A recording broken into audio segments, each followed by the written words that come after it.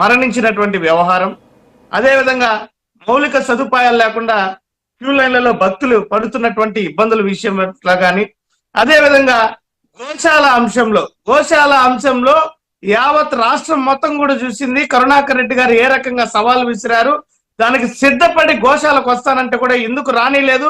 మీ అందరికీ తెలుసు, అప్పుడు వెంటనే కరుణాకర్ రెడ్డి గారికి ఆటంకం కల్పిస్తే భూమన అభినయ్ రెడ్డి గారు, నేను, ఎంపీ గారు నేరుగా గోశాల వద్దకు వెళ్ళి సవాల్ చేసినటువంటి విషయం మీ అందరికీ కూడా తెలిసిందే. అక్కడికి మమ్మల్ని అనుమతించలేనటువంటి పరిస్థితి. అయితే ఈరోజు ఒక పవిత్ర పుణ్యక్షేత్రం, యావత్ కోట్లాది మంది హిందువులు పుణ్యక్షేత్రంగా భావించేటువంటి తిరుమల తిరుపతి దేవస్థానం చైర్మన్ గా పదవిలో ఉన్నప్పుడు ఇలాంటి ఆరోపణలు వచ్చినప్పుడు నైతికంగా పదవికి రాజీనామా చేయాల్సినటువంటి అవసరం ఉంది. ఎందుకంటే కనీసం ఆ యొక్క విచారణ పూర్తయ్యేటువంటి వరకైనా, తన మీద వచ్చినటువంటి ఆరోపణలను నివృత్తి పరిచేంత వరకైనా నైతిక బాధ్యతగా పదవి నుంచి తప్పుకోవాల్సినటువంటి అవసరం ఉంది.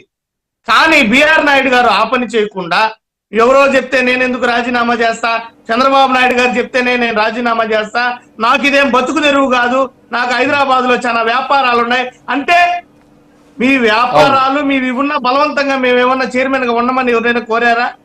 అంటే మీకు ఒక పదవి బాధ్యతగా కాకుండా మీరు ఈ పదవిని ఒక అహంకారపూరితమైనటువంటి ధోరణితో చూస్తున్నారా? ఈ రకమైనటువంటి వ్యాఖ్యలు ఎంతవరకు సమంజసం? మొదటి నుంచి అసలు టీటీడీ చైర్మన్ గా స్వామివారికి సంబంధించినటువంటి వ్యవహారాలు తప్ప ఇతర వ్యవహారాలు తిరుమల క్షేత్రంలో మాట్లాడకూడదు.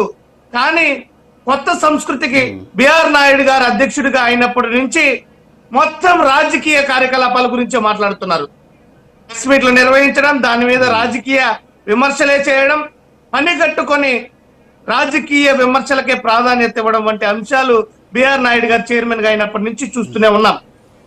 మరి మొన్నటికి మొన్న తన మీద వచ్చినటువంటి ఆరోపణల నేపథ్యంలో ఏర్పాటు చేసినటువంటి మీడియా సమావేశంలో మాట్లాడుతూ, గత ప్రభుత్వం 50 కోట్ల రూపాయలను విలువ చేసే భగవద్గీతలను ముద్రించింది. 1 కోటి భగవద్గీతలను 5 రకాల భాషలలో, ఆ భగవద్గీతలలో ఏముంది చూస్తే మొహాన ఉమ్ముతారు అనే మాట మాట్లాడారు. ఇది ఎంతవరకు సమంజసం?